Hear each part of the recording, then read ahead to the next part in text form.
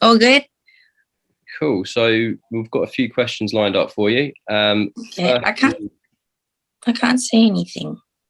Right, okay. You'll be able to see when people start asking their questions. Okay. Okay. Okay.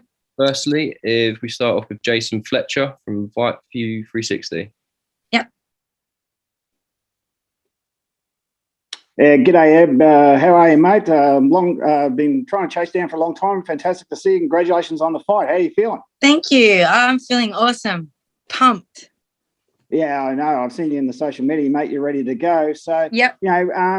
This is a massive opportunity for women's boxing back home in Australia, because I think if my research is correct, you'll be one of the first, if not the only, women to compete for a world title in England. And if you bring that home, that's going to be a massive achievement. That'll put you up there with the likes of, Diana Prozac, Susie Ramadan, Shannon O'Connell, just won a world title the same day that you fought Carol Earl. You must be feeling pretty pumped. This must be a huge honour.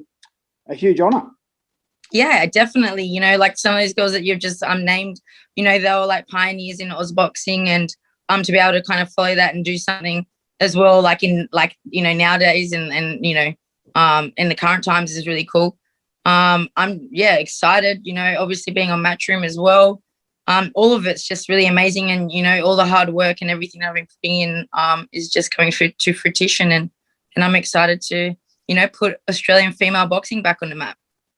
Absolutely. And if you win, are any of those girls, Shannon, Susie, Shanika, Amy Adams, going to be potential opponents if you bring the title home? Well, I'm not really sure. Obviously, that's up to my team. I will leave that up to those guys to sort out what's next. But first things first is winning this world title, and then we'll go looking on further. Absolutely. I mean, do you feel you're at a bit of advantage considering that you only fought, was it March 13th? Definitely.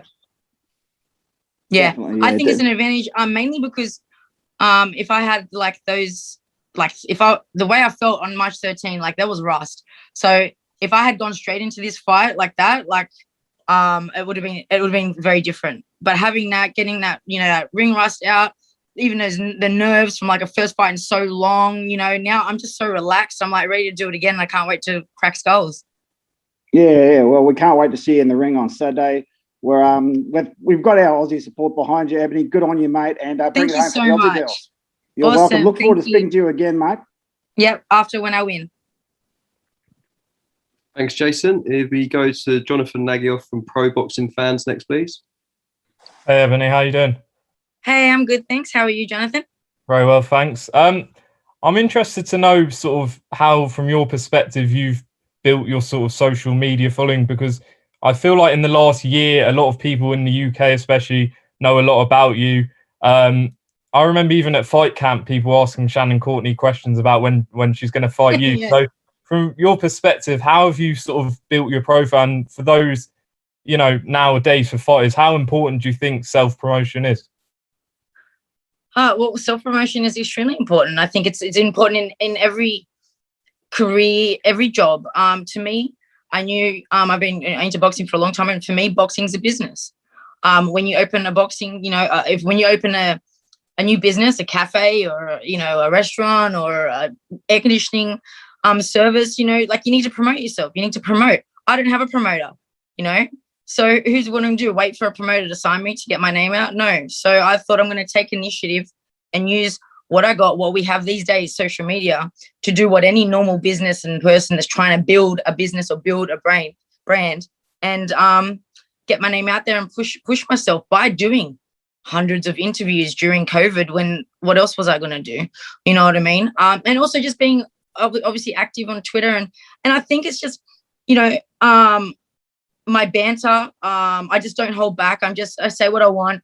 I don't really, I don't give a shit. And I think especially the British, they kind of resonate with that. So I think that's where I got a bit of the, a lot of following and love from the Brits. Because I just keep it fucking real. You know what I mean? And I think that's really, really important. And obviously my looks, people are so used to this stereotype of what female fighters look like or whatever, to see someone come out and embrace that femininity and embrace, looking very girly I think people, you know, obviously it has critics, and it still is that stereotype that, you know, how can you look very feminine and be athletic or have skills? You know, it's the same with a lot of things with femininity, just with those stereotypes. But I'm happy to prove that wrong. And I just think the whole combination of it all, you know, pushing, you know, doing the interviews, my banter, my humor, my personality, and my looks, you know, and obviously I can fight. I put up fight videos, then people can tell I can crack, you know. So yeah, come Saturday, they'll see even more. That said, you know, with how the British fans have taken to you and, you know, what you've brought to them, do you feel like you sort of want to put in, you know, a performance, not just get the win, but get it in style on Saturday? Oh, definitely. I mean, look, I'm an entertainer. I fight. I love to fight. I like to go to war. And when I fight, I enjoy to fight. So, of course, I wanted to make an exciting fight. I mean, my fights are always exciting, you know, just my style. So I have no doubt that it's going to be an exciting fight. And I do want to put on a good performance, obviously, especially for my followers and my fans who believe in me. I want to prove for them who back me that, hey, you know what? See, I was saying she's the real deal. She's the real deal. So, yeah, definitely it's important, you know. But, hey, as long as I get that win, whatever happens. And then if I can just ask one more, you obviously fought March 13th, I believe, in Australia. You then went out to America to train and now have come here. How are you sort of feeling in yourself? Do you feel like you've had enough time to prepare to your best for this fight? Yeah, I feel ready. You know, I don't look at things around me. I don't really take much notice of what I've had to go through or anything like that. I don't focus on those things. I just focus on being ready and adapting to whatever I have to do. When you start making excuses like, oh, I had to travel, or I just had a fight, or it's only when you start doing that, you're really putting yourself in a headspace to make excuses for a loss. And I'm not doing that. I think everything's that is meant to be how it is. It was meant to happen this way. I was supposed to fight in November. It didn't happen. It was meant to be all of this now, and I'm just ready to embrace that. And whatever happens. I'm looking for the win. But I think no matter what, you know, it's meant to happen. So best of luck, Ebanie. Appreciate it. Thanks, Jonathan. Thanks. Thanks, Jonathan. If we go to Ames from Boxing News TV next, please. Ames here for Boxing News TV. Pleasure to meet you, Ebanie. How are you doing? I'm good, thanks, Ames. How are you going? Yeah, not too bad. Not too bad at all. That's good. Alongside your wins in the ring, you've, like people have said here, you've managed to promote yourself and market yourself through social media, which has aided you into getting into the position of a world title fight at the weekend. There are women in the sport who speak against sexualization of the sport. Do you feel a responsibility coming into the night where you could win a world title to adhere to promoting women's fighting in any certain way? I'm not really sexualizing myself. I don't know what photos you see of me doing, you know, bending over or putting sexual poses or being sexy, like out of my way trying to sexualize photos. I definitely don't. I just happen to have a big chest. I happen to have a nice looking face, and I happen to have a good ass. And unfortunately, people just look at that as me sexualizing, but it's just my body. It's how I look. And I'm not going to hide it. Like, I don't want to wear a potato sack or baggy pants. Why should I do that? And I think it's important to be able to embrace what you have. And I think it's important to be able to show that it's not sexualizing the sport. What it's doing is it's showing femininity. It's showing that we're still women as well. You know what I mean? And that's okay. And it's okay to be feminine and do a male-dominated thing and male-dominated sport, or something that's maybe not looked at feminine. Why can't you know, like the UFC do it? They have no problem with, you know, the girls looking pretty up there. Like, it's just it's funny. It's just such a crazy topic that everyone's so wild about. Like, I mean, I weigh in underwear, literally weighing in underwear. Everyone else weighs in underwear as well. Like, what, you know what I mean? It's just the way I look. It's how I am, you know. And I'm all about being you, being real. And I'm gonna go and play down my looks, or not do my hair, or wear something baggy that doesn't show my body, or put on track pants when I train in case someone looks at my ass and goes, oh, that's sexualizing boxing, or try and tape down my chest because it's big to try and hide the fact that I have a chest. Why? You know what I mean? I just don't understand what it is, you know, and we got to use what we have. Mm-hmm. Not everyone has it. So then you got to use what you got.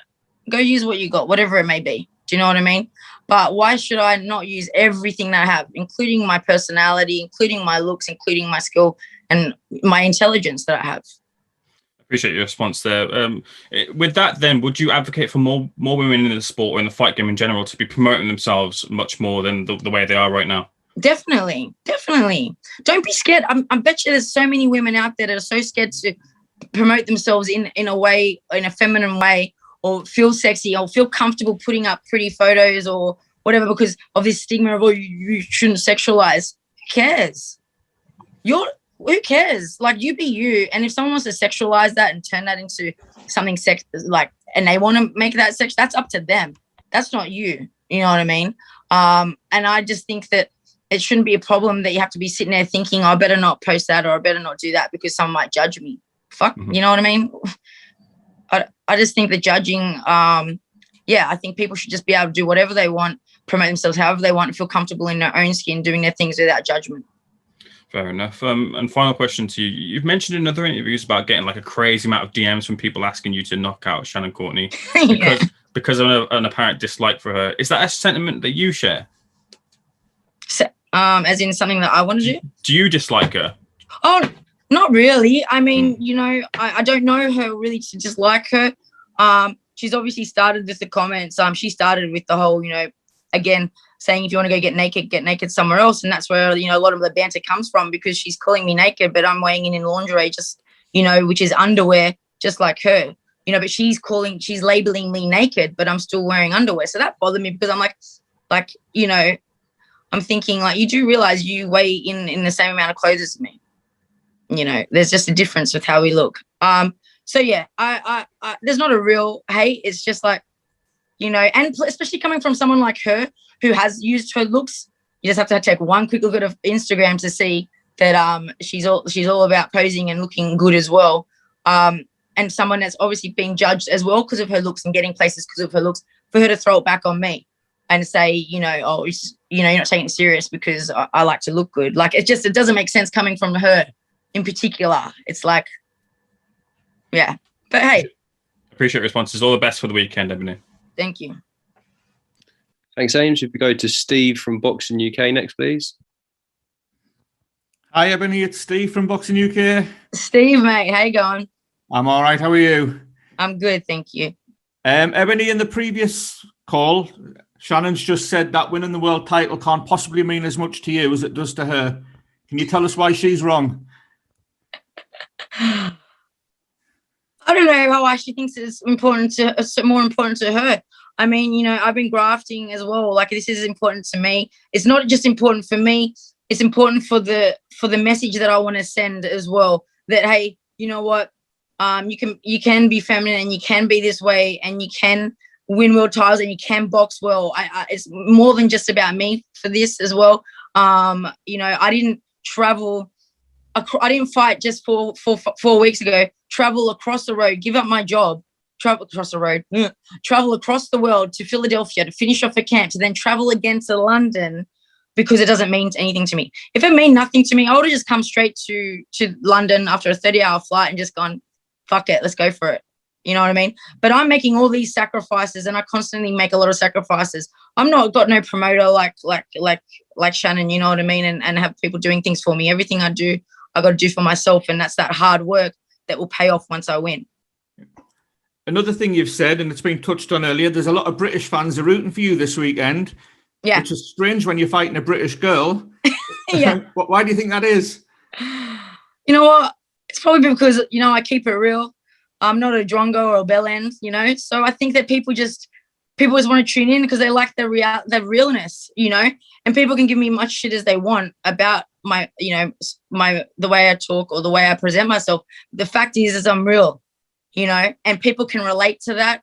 And I give my fans time and I give my fans appreciation because truly this sport is about the fans. Without support of fans, we don't have boxing.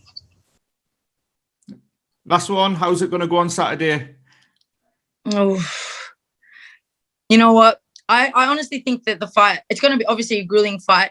But I think that the fight's definitely going to be exciting from both ends. If she can actually take my punches, then by the end of it, I'm pretty sure her face is going to look like a dropped meat pie. But we'll see. Ebanie, best of luck at the weekend. Take care. Thanks, Steve. Okay, we go to Gail next, please. Hi, Ebanie. Gail, how you doing? I'm good. How are you? I'm good. I'm here on behalf of Women's Fight News. First question I wanted to ask. Now, you were at home. You were preparing for your fight with Carol L.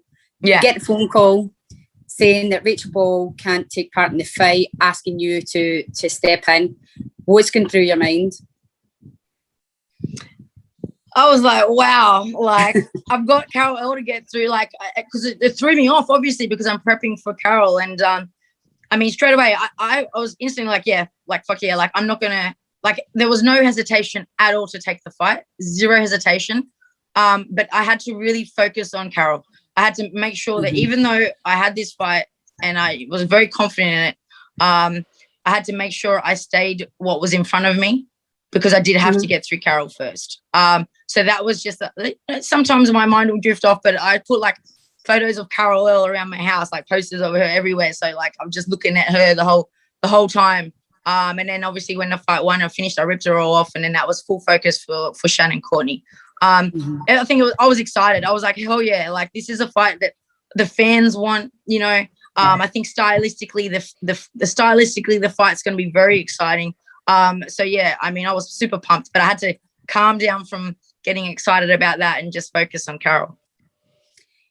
Were you at all concerned that it was so soon after your fight with Carol? The only thing that concerned me was I had to be a lot more careful in my fight. Like I was going in my fight thinking, man, I can't get cut. I can't get hurt. I have to win. I had all these extra pressures. You know, it's not like I just can go and win. I had to think about, okay, no, like be very careful, no head clashing, you know, be smart with things, because like just one little injury is going to blow it out the water, you know. So I think it just put a lot more pressure on a tune-up fight. You know what I mean? So yeah, but it's definitely prepared me. Yeah. You've obviously got a huge social media following, a lot of them from the UK. Yeah. What's it like to finally be in the UK fighting, knowing that although there's no crowds, all your UK fans are going to be tuning in? Honestly, my heart. I'm just so happy to be here. I'm getting so many messages saying like, welcome to the UK, and, you know, like just wishing me so much love and blessings. And I'm just overwhelmed with the amount of love and support that I have. And with having my fans behind me, you know, even though they can't be there, having that feeling of support, it really helps. And it just makes me really excited to fight and put on a great performance for everyone, you know? So yeah, I absolutely love it. It's special. I feel like it's so special. Yep. Well, best of luck. Thank you so much. We'll all be watching. Thank you. And hopefully catch up with you later, Ebanie. Take care. Take care, girl. If we go to Andy from Boxing News, from Boxing Social, next, please. Hi, Ebanie. How are you doing? I'm good, Andy. How are you? I'm good, thank you. I'm very good. I was going to talk about... Sorry, I'm so sorry. It's okay. Hello? Yes. Yes. Okay. I'm just on a call. Can we just sort this out later? Yes, thank you. Bye. Hope it wasn't a positive COVID test, Ebanie, after all this. No, it wasn't. I got a delivery. Ebanie, I just want to kind of talk a bit more about the fight on Saturday. I know you've spoken about a few other topics so far in your time with us. Just kind of touching on it. For those who haven't been able to see you or one of your fights so far with regards to your UK fans, what should everybody expect to see from you on Saturday? Fireworks. Honestly, I'm a pressure fighter, like naturally a pressure fighter, and I'm very heavy-handed. But I can do a lot of things. You know, whatever I need to do. If I need to box, I can box. You know, if I need to sit in a pocket, I'll sit in a pocket. Obviously, for me, I love the pocket, but I don't think Shannon will be able to bear the storm and sit with me and punch. But if she does, it's going to be even a more exciting fight. But I just feel like it's going to be me a bit of cutting off the ring and chasing and going over for that knockout. You know, I don't play with my food. I'm there for business. I'm there to hurt you. You know, I'm not like that boxer in and out style where I just want to score points. I want to hurt you. You know, that's boxing for me. You boxed back in March, as it's been spoken about. How key do you think it was to be able to get out once, just to shake off any cobwebs and continue training throughout this period?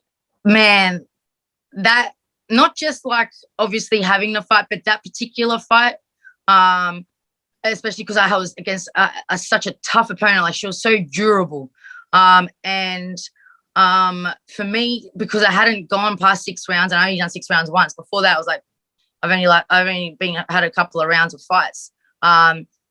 It was very important for me to get those 8 rounds out. So as much as I want to finish the job, I'm glad, and I feel like everything happens for a reason. Like I say, that she was durable, and I was able to get those 8 rounds out and prove myself and shake off that rust. Because I felt like the first couple of rounds, especially the first 4 rounds, like I was just, you know, like going in there and fighting, and then I started to, you know, box and use my smarts a little bit. And I think it was definitely key. And it's definitely made me a lot more confident coming into this fight. And feeling like, you know what, I got all that out. And now it's going to be like, it's going to be on, and I should be good to be completely how I want to be. You said you don't play with your food. You're an entertaining fighter. You look to stop your opponents. With that in mind, if it was to go to the scorecards, have you got any concerns at all? Because certainly, you know, over the past few months, especially over the last couple of years, rather, it's certainly been spoken about with regards to some decisions which haven't gone the way of the away fighters coming over to the UK. Is it a concern of yours? Not a big concern of mine, because I think even my work rate, I'm a very high pace, very high work rate fighter, very accurate and precise. So I think even on points, I'll win on points. But I mean, Matchroom's had a lot of upsets lately, you know. So I also think that, you know, I'm really not too concerned. And whatever happens. And hey, if I get robbed, I'm sure the public will have something to say about it. And it's just what happens to how it happens. You know what I mean? But I don't see it going to points. I know you won't want to look past Saturday, but in the call with Shannon, you know, she said if she beats you, she's looking at the Rachel Ball rematch for herself. If you were successful, what would be next for you? Yeah, Rachel as well, I think, because I think it's really important to fight Rachel after beating Shannon. Because for me, beating Shannon, yeah, I beat Shannon, but Rachel beat Shannon. So it's not that special. Like it is, don't get me wrong, like it is. But at the same time, I won't feel like the champ or you know, the girl until I beat the girl that beat Shannon, you know. So I think fighting Rachel is and she's my mate and she deserves a shot. You know what I mean? She was supposed to have it with me originally in November, and then she was supposed to have this one. So yeah, I definitely want to, you know, give her that opportunity and prove myself that, you know, I can beat Rachel as well. Ebanie, best of luck on Saturday. Thank you. Thank you, Andy. Thanks, Andy. If we go to Cynthia from Ring TV next, please. Hi, Ebanie. Can you hear me? I can. Hi, Cynthia. I hope you're well. Good. I'm Cynthia Gonte from Ring TV, Ring Magazine. I've been following your career, surprisingly, during COVID. And I remember you did the KO artist win by KO. My friend, that little what is that called? Oh, I love that interview. Sorry, that was my favorite interview. Yeah. But you know, it's funny because when I hear all the banter about being sexualized, you know what? Kudos to you. You have a banging body. You've worked hard. You were a bodybuilder, and this is great for the sport, for women's sport. Who cares? When I hear what Courtenay, Shannon, and you have to say, it is so great for the sport. You guys work hard for your bodies, and I commend you both. Now, he asked the question I wanted to ask, but I want to go more into it. If you were to describe yourself in 3 words, what would you describe yourself? In 3 words? Yeah, 3 words. Ooh. Driven, effervescent, and dedicated. All right. And you talked about the type of fighter that you are. You're an all-around fighter, come forward, fire, pressure fighter, and you can box. 3 fighters that describe who you are. Chavez.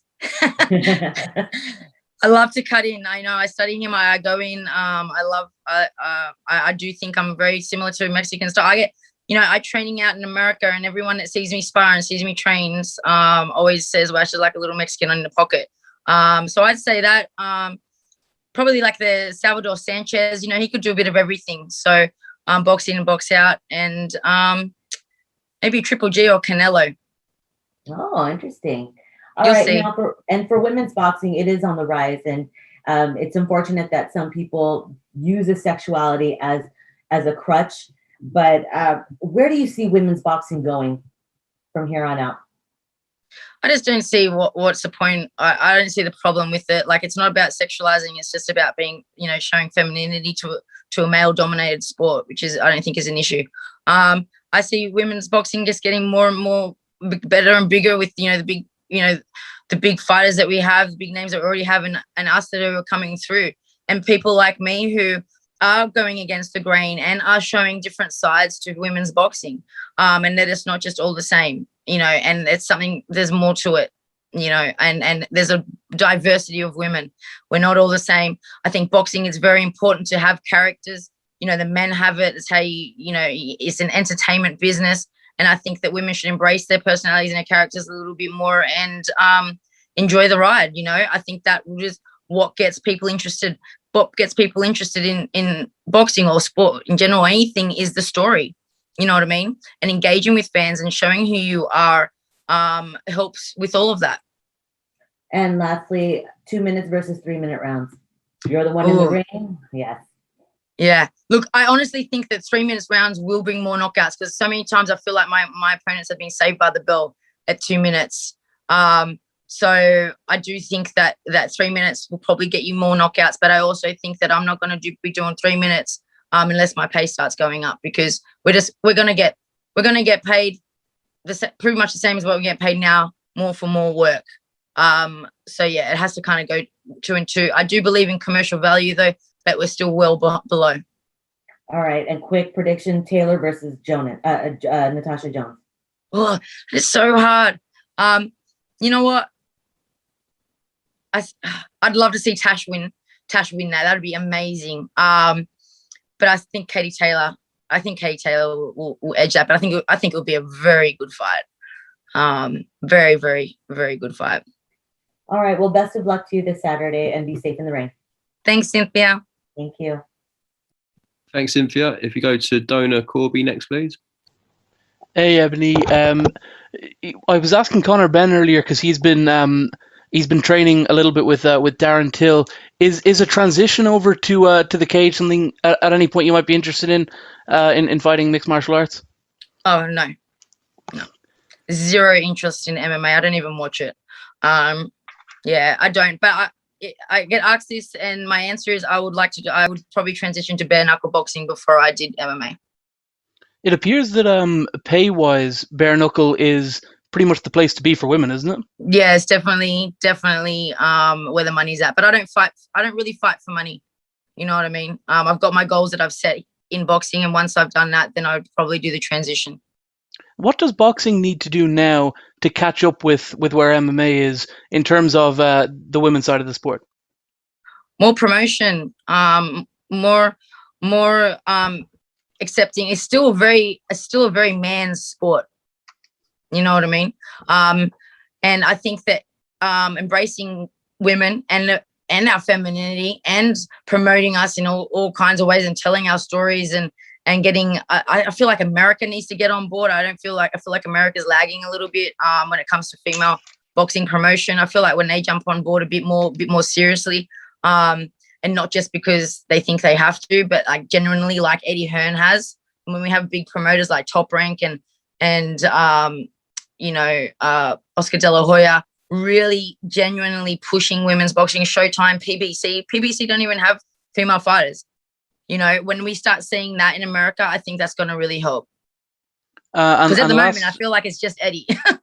Last one for me. You mentioned Oscar De La Hoya. I want to hear your thoughts on him coming back to the ring. You know what? if he wants to do it, good. I Oh, feel he's like confirmed it. He's fighting on the same promoter as Jake Paul.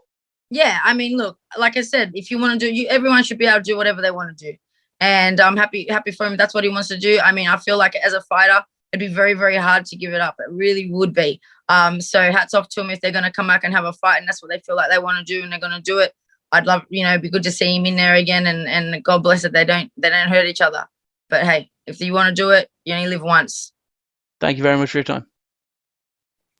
Thanks, No Daniel. worries. We've got one more from Jason Fletcher again. Yeah, thanks, Daniel. Cynthia stole my question, Ebony, so I'll ask you a different one. Okay. At the moment, you've got probably the biggest opportunity for the ladies of Australia. Yep. Your prediction for our good mate George Furious Cambosis Jr. against Lopez? Because I think Lopez is in for a bit of a shock. Georgie is going to hammer him. Yeah, I don't know about hammering, but I definitely think that He's going to surprise him. I think they're going to underestimate George for sure, and I think just like me, that the underestimation by the team is going to work in his advantage. But I still see Teo pulling that off.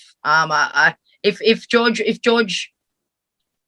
wins that, it would be something very, very special.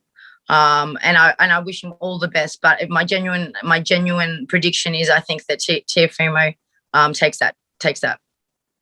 Yeah, fair enough. Well, once again, good luck to you and Shannon on Saturday. Bring home the title, mate, and we'll catch up when you get back home. Thank you. Okay, unless there's any final questions for Ebony, I think we're done here. Cool. Yeah, Ebony, really appreciate your time. And Thank you, guys. Later this week. Take care. Bye-bye. Hey, guys. Thank you. Appreciate it.